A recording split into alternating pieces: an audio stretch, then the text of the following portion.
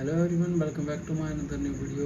आज की इस वीडियो में जो पंजाब और हरियाणा हाई कोर्ट सबॉर्डिनेट की जो हरियाणा की वैकेंसी आई उसके बारे में आपको पूरा बताऊंगा, ठीक है। और इसमें कैसे आपको तैयारी करनी है रिटर्न की। बहुत से बच्चों को दिक्कत आ रही है, मुझे पता है, क्योंकि जिन बच्चों ने कभी रिटर्न की तैयारी नहीं की उनके लिए ये चीज़ बहुत ज़्यादा डिफ़िकल्ट होने वाली है।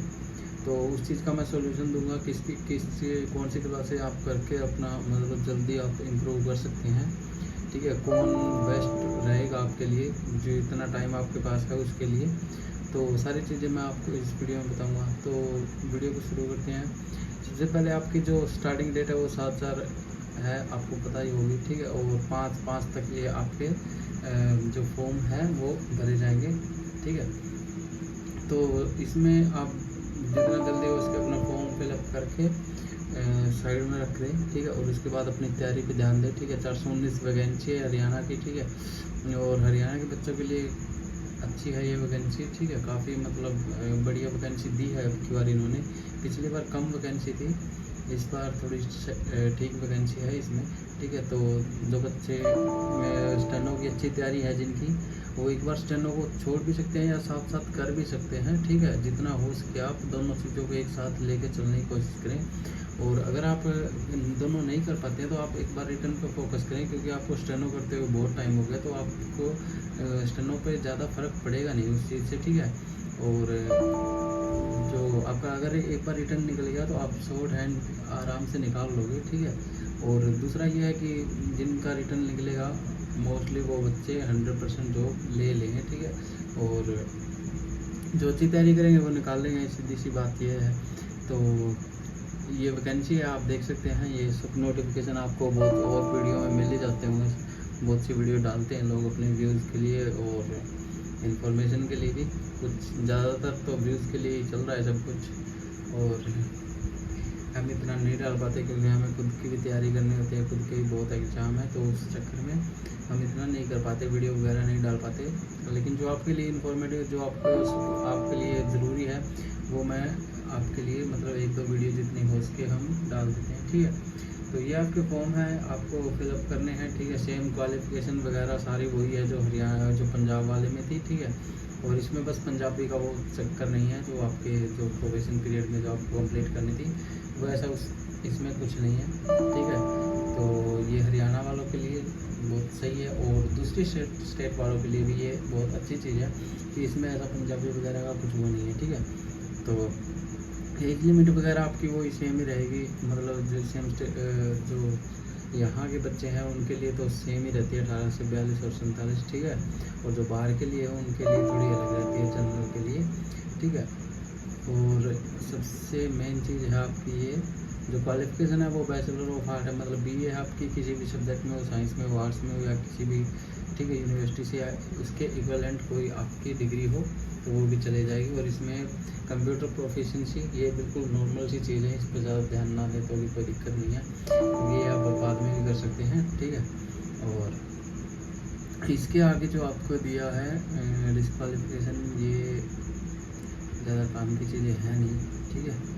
इसके बाद जो आपकी फ़ीस है स्ट्रक्चर है वो ये है, BC SC के लिए 525, और जो अदर कैटेगरी है उनके लिए 825 ये क्राइटेरिया है। फीमेल के लिए 625 है अदर कैटेगरी वालों के लिए, ठीक है। और जो आपका मतलब टेस्ट सेंटर वगैरह ये आपको बाद में जो इनकी ये ऑफिशियल वेबसाइट है इस पर आपको मिल जाएगा, और फॉर्म भी आपको इसी से फिलअप करना है, ठीक है अपना। और जो मोड ऑफ सिलेक्शन वो सेम है, कंप्यूटर बेस्ड टेस्ट होगा 60 मार्क्स का, ठीक है। और उस जो आपका मतलब जीके और इंग्लिश, इसमें 2 सब्जेक्ट ही रहेंगे, ठीक है। इसमें कई बार ये करते हैं जनरल नॉलेज में कुछ 1-2 प्रश्न, मतलब 1-2 क्वेश्चन ये आपको या इसके रीजनिंग वगैरह के भी इसमें डाल देते हैं। पिछली बार एक एग्ज़ाम में हुआ था ऐसा, ठीक है। मैं ये नहीं कह रहा कि अब की बार भी होगा ऐसा, लेकिन ये कर देते हैं क्योंकि जनरल नॉलेज में भी आती है वो चीज़ें भी, ठीक है।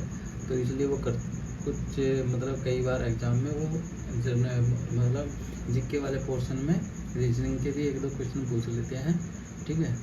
तो आपका सेम प्रोसेस यही रहेगा, ठीक है। और जो बच्चे जो हैं वो आपके 3 गुना बुलाए जाएंगे, जितने वैकेंसी है उसके 3 गुना बच्चे आपके पहले में क्वालिफाई किए जाएंगे, उसके बाद आपका स्किल टेस्ट लिया जाएगा, उसके अकॉर्डिंग आपको मतलब जो है आपका सिलेक्शन होगा, ठीक है। और जो टेस्ट जो स्पीड है वो आपकी नॉर्मल वही स्पीड है 80 की, ठीक है।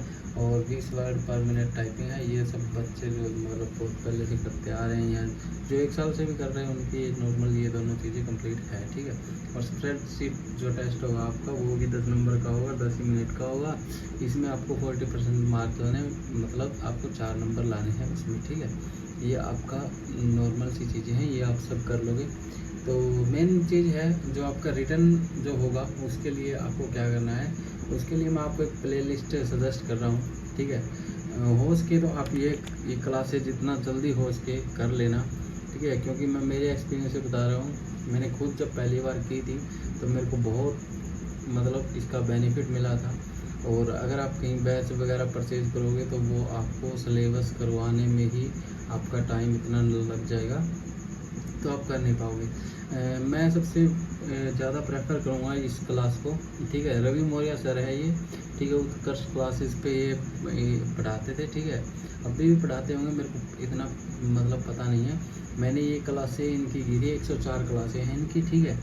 आपको क्या करना है, इनकी 104 क्लासेस में से आपको जो चैप्टर आपको बिल्कुल मतलब आसान लगे, जो आप मतलब कर सकते हैं, ठीक है, वो चैप्टर आपको जल्दी जल्दी अपने मतलब पूरे करने हैं, ठीक है। उनके नोट्स बनाने हैं आपको साथ साथ। 104 क्लासेस हैं, आप दिन की 3 क्लासेस लेके चलोगे तो आपका मतलब थोड़े ही टाइम में ये पूरा हो जाएगा, ठीक है।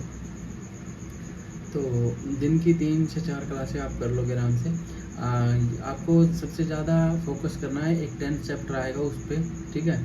जो आपकी क्लास होगी ये इसमें है, आपकी 10th की क्लास है इसमें, यहाँ से जो 20 से मतलब 20 से स्टार्ट है 10th की क्लास। ये आपको 10 क्लासेज ये इनको आपको टाइम देना है, मतलब ये 10 दिन लगा लो चाहे आप इसमें। आपको ये चैप्टर अच्छे से करना है, बाकी जो चैप्टर हैं वो आपके इसी 10th के बेस पे ही आगे के चैप्टर हैं वो सारे होंगे। प्रेपोजिशन आर्टिकल आप अच्छे से कर लोगे, ठीक है। ये सर ने जिस हिसाब से करवाया है तो मतलब जो अनपढ़ है वो भी इन चीज़ों को समझ जाएगा। बहुत अच्छे तरीके से सर ने करवाया है ये चीज़ें, ठीक है। तो जितना हो सके आप इनकी क्लासें हैं ये 104 क्लासें ये आप पूरी कर लें।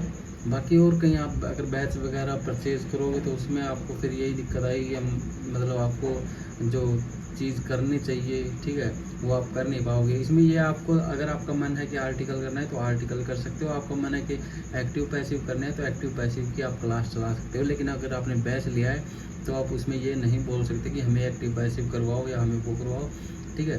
तो इनमें मेन जो सर ने जो हर चैप्टर पे 10 से 11 क्लासें हर चैप्टर पे ली हुई है, ठीक है। तो आप जितना हो सके इनकी क्लासों से अपना इंग्लिश का मतलब अच्छे से बेस बना लोगे। बहुत अच्छा करवाया है सर ने, ठीक है। जब मैंने पहली बार किया था तो मेरे को मतलब इतना इंग्लिश का वो था नहीं कि मैं कर लूँगा। जैसे जैसे मैंने की 10th मेरे लिए बहुत मुश्किल था पहले। जब मैंने 10th किया तो मैंने 10th की सारी क्लासें तकरीबन कर ली, 10 से 11 12 क्लासें। उसके बाद ही मेरे को ये लगा कि 10th थोड़ा सा मतलब मुश्किल है। जब आगे के चैप्टर आए, एक्टिव पैसिव आया, मतलब नरेशन वगैरह आए, तो उनमें दोबारा से फिर 10th का यूज़ था। तो मैं वहाँ पे जब 10th का यूज़ हुआ तो मैं पिछला 10th की जो क्लासें थी वो सारी मेरे रिमाइंड हो गई, सारी चीज़ें मतलब मेरी क्लियर होती गई। जैसे जैसे आगे के चैप्टर होते गए मेरे मतलब 10th मेरा पूरा क्लियर होता गया उनके साथ साथ। ये नहीं कि मैंने 10th किया और मेरा 10th क्लियर हो गया, ऐसा नहीं था। आगे की जब मैंने और क्लासें की, ठीक है, एक्टिव पैसिव नरेशन की, डायरेक्ट इनडायरेक्ट की, उसके बाद मेरा मतलब 10th जो है उस और ज़्यादा इम्प्रूव हुआ, ठीक है। मेरे को स्ट्रक्चर वगैरह याद करने की ज़रूरत ही नहीं पड़ी, उनमें इतनी बार याद करना था कि इन क्लासों को दोबारा देखना ही नहीं पड़ा, ठीक है। तो मैं इंग्लिश के लिए ये प्रेफर करूँगा आपको। और जीके के लिए आपको सबसे अच्छा रहेगा कि आप एक ही टीचर को मैं इस टाइम पे प्रेफरेंस दे रहा हूँ, ठीक है।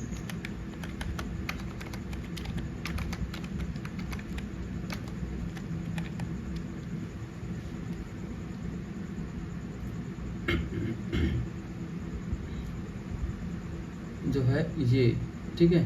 अगर आप इनके प्रैक्टिस सेट जितने लगा सकते हो वो लगा लो, ठीक है। आपके प्रैक्टिस सेट जीके के जो है इन्होंने जिस भी बैच के लिए करवा रखे हैं, आप ज़्यादा से ज़्यादा प्रैक्टिस सेट लगाओ, इनके स्टैटिक के लगाओ। करंट की क्लासें दूसरे सर के है, मतलब उत्कर्ष क्लासेस पे जो कुमार गौरव सर करवाते हैं उनकी कर लो, ठीक है। करंट और जीके इनसे करो आप, मतलब जीके इनसे कर लो और करंट आप उनसे कर लेना, ठीक है। 24 और 25 के आपको करंट करने हैं, उससे पहले कि आप मत करना चाहिए करंट। कोई मतलब ज़्यादा मैं ये नहीं बोलूँगा कि फ़ायदा नहीं है, 1-2 क्वेश्चन आने हैं उस पर आपकी क्लासेस बहुत ज़्यादा हो जाएंगी, तो उस चक्कर में आप मत करना, ठीक है। मंथली आप करंट करते रहो, हर मंथ की एक मंथ की करंट आप चलाते रहो, ठीक है। और जो आप ये मैं सर बता रहा हूँ नवीन सर है, ये RW में पढ़ाते हैं, बहुत अच्छा पढ़ाते हैं, ठीक है। आज के टाइम पे जीके के मतलब बहुत ही अच्छे सर हैं, ठीक है। दूसरा मैं प्रेफर मतलब खुद के लिए तो मैं जो जिससे मैं क्लासें करता हूँ, मैं तो मोस्टली जॉब्स टारगेट के जो मोहित पुनिया सर है उनसे करता हूँ, क्योंकि उनकी थोड़ी मतलब पढ़ाने का तरीका अलग है, तो क्या पता वो आपको पसंद ना आए, लेकिन मेरे लिए वो सही है, ठीक है। बहुत से बच्चे पढ़ भी रहे हैं, ठीक है, लेकिन कुछ बच्चे उनको मतलब थोड़ा सा गलत वे में ले जाते हैं, तो उसके लिए मैं आपको वो चीज़ नहीं कहूँगा, ठीक है। अगर आपको अच्छा लगता है तो आप वहाँ से भी कर सकते हैं, मैं खुद वहाँ से कर रहा हूँ, ठीक है। और नवीन सर, ये 2 ही टीचर मैं आज के टाइम पे जीके के लिए अच्छे मान रहा हूँ, ठीक है। उनकी 87 क्लास की एक प्लेलिस्ट है जॉब्स टारगेट चैनल पे, मोहित पुनिया, तो वो आप कर लोगे तो उससे भी आपको बहुत ज़्यादा फ़ायदा मिलेगा, ठीक है। क्योंकि मोस्टली जीके के क्वेश्चंस प्रीवियस ईयर के सारे उन 87 क्लास में उन सर ने करा रखे हैं, और बहुत अच्छे से करवा रखे हैं। आप उनकी एक भी वीडियो में आपको बोर नहीं होंगे आप, ठीक है। और बहुत ही जल्दी आपको मतलब क्लास से आपकी कंप्लीट हो जाएगी, आपको ज़्यादा दिक्कत नहीं आएगी उसमें, ठीक है। तो 2 ही चीज़ें हैं, आप अगर ये कर लेते हैं तो आपको बहुत ज़्यादा बेनिफिट मिलेगा। और मैं ये नहीं कह रहा कि आप इसी एग्ज़ाम के लिए बस ये तैयारी करो। अगर आपने एक बार ये इंग्लिश की क्लासें कर लेना तो आपको इतना कॉन्फिडेंस आ जाएगा, आप इतने कॉन्फिडेंस में हो जाओगे कि आप एसएससी का एग्ज़ाम देने के लायक भी हो जाओगे, ठीक है। आपको लगेगा कि हाँ मैं कर सकता हूँ, ठीक है। पहले शुरू में अगर आपको ये लग रहा है कि मेरी इंग्लिश बहुत वीक है, और वही इंग्लिश आपकी अगर ठीक हो गई तो आप एसएससी क्यों नहीं दोगे। तो इसीलिए मैं बोल रहा हूँ ये आप कर लेना 2 चीज़ें, ठीक है। इससे आपको बहुत ज़्यादा इम्प्रूवमेंट मिलेगी। अगर आना होगा तो इन्हीं में से आ जाएगा, जीके में से, तो ठीक है। और इंग्लिश की जो मैंने क्लासें बताई हैं उनसे अगर बाहर कुछ भी आया तो आप मेरे को बोल देना बेशक से, लेकिन करने आपको ईमानदारी से है दोनों चीज़ें, ठीक है। तो आज के वीडियो में इतना ही, कि मेरा मेन पर्पज़ यही था कि आपको जो क्लासेस हैं उनके बारे में बता दूं, ठीक है। क्योंकि बहुत से बच्चे डाउट में हैं, कोई बैच ले रहा है, कोई कुछ भी, मतलब बैच लेने के बाद भी उनके दिमाग में मतलब संतुष्टि नहीं है, ठीक है। तो इसलिए अपने को व्यूज़ वगैरह उसका ज़्यादा कोई चक्कर है नहीं, जो बच्चों के लिए सही है वही सही है अपने लिए, क्योंकि हम भी एक प्रकार से स्टूडेंट ही हैं, ठीक है। ये नहीं है कि हम टीचर बन गए तो हम भगवान बन गए, ऐसा कुछ नहीं है। मैं आपको जो आपके लिए सही होगा वो बताऊंगा, अगर आपको सही लगता है तो आप वो कर सकते हैं, ठीक है। इतनी सी बात है। और अगली वीडियो में एक वीडियो मैं डाल दूंगा, जो पिछला चंडीगढ़ सबॉर्डिनेट का एग्ज़ाम हुआ था उसकी मेरे पास मतलब वो पड़ा है, इसकी वीडियो रिकॉर्डिंग पड़ी है, ठीक है। तो उससे आप देख के अंदाज़ा लगा सकते हो कि किस हिसाब से आपका एग्ज़ाम आएगा और कैसा उसका मतलब किस लेवल का एग्ज़ाम रहेगा वो, ठीक है। और आपको कैसे कैसे क्वेश्चन मिलेंगे 30 क्वेश्चन में जो आएगा, ठीक है। वो आपको मैं एक सैम्पल दे दूंगा अगले वीडियो में। तो वीडियो अच्छा लगे तो वीडियो को शेयर करें और चैनल को सब्सक्राइब कर लें, ताकि आने वाली और वीडियो की नोटिफिकेशंस आपको मिलते रहे। और ये हमारा चैनल है, आपको पता ही है, ठीक है। आज के लिए इतना ही, धन्यवाद।